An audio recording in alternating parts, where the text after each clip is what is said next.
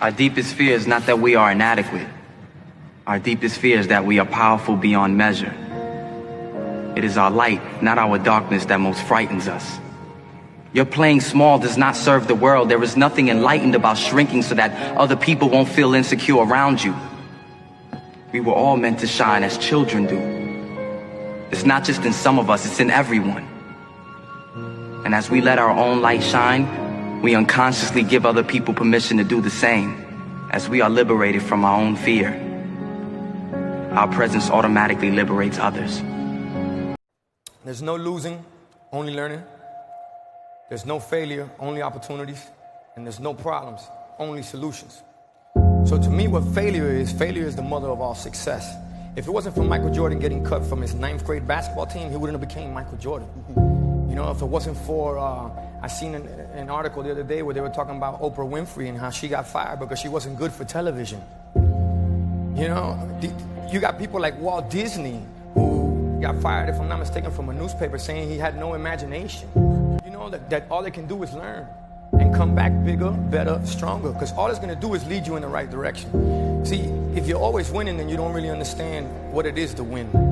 You got to take those losses. You got to take those hits. There's got to be the valleys, the peaks, the ups, the downs, in order for you to, when it does happen, you go, wow, this is what it's all about. One of the biggest mistakes people generally make, and I'm guilty of it too, is wishful thinking.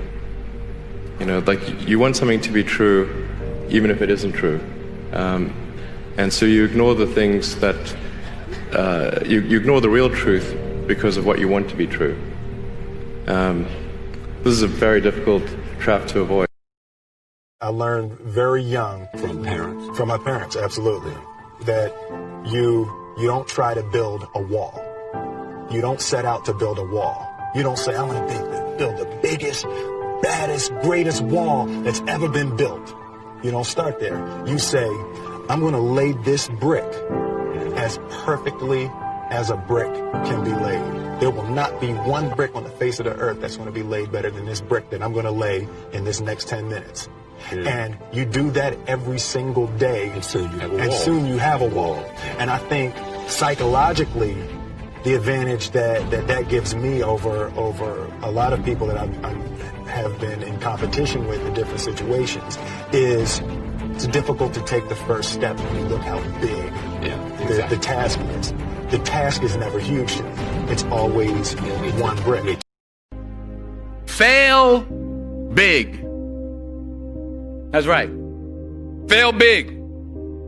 Today's the beginning of the rest of your life, and it can be very frightening. It's a new world out there. It's a mean world out there, and you only live once.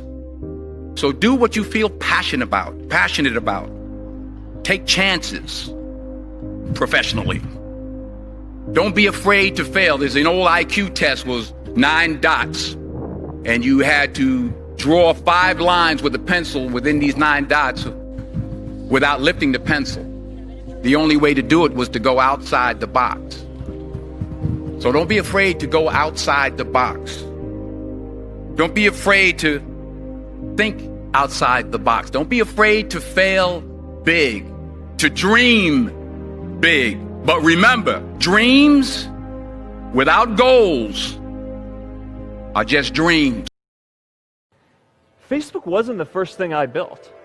I also built chat systems and games, study tools and music players, and I'm not alone. J.K. Rowling got rejected 12 times before she finally wrote and published Harry Potter. Even Beyoncé had to make hundreds of songs to get Halo. The greatest successes come from having the freedom to fail. And often I think people ask, what mistakes should you avoid making? And my answer to that question is don't even bother trying to avoid mistakes, because you're going to make tons of mistakes, right? And the important thing is actually learning quickly from whatever mistakes you make and not giving up, right? And I mean, there are things every single year of Facebook's existence that could have killed us or made it so that it just seemed like moving forward and making a lot of progress just seemed intractable. But you just kind of bounce back and you learn, and nothing is impossible. You just have to kind of keep running through the walls. You guys will find that you have passions, and having a passion is a gift. I think we all have passions, And you don't get to choose them, they pick you, but you have to be alert to them. You have to be looking for them. And when you find your passion, it's a fantastic gift for you because it gives you direction, it gives you purpose. You could have a job, or you can have a career, or you can have a calling. And the best thing is to have a calling. And if you find your passion, you'll have that, and all your work won't feel like work to you.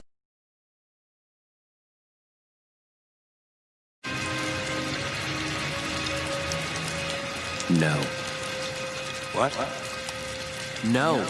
Dad, I don't believe it. You're telling me that the future can only be more of this? This is the way things are. You can't change nature. Change is nature, Dad. The part that we can influence.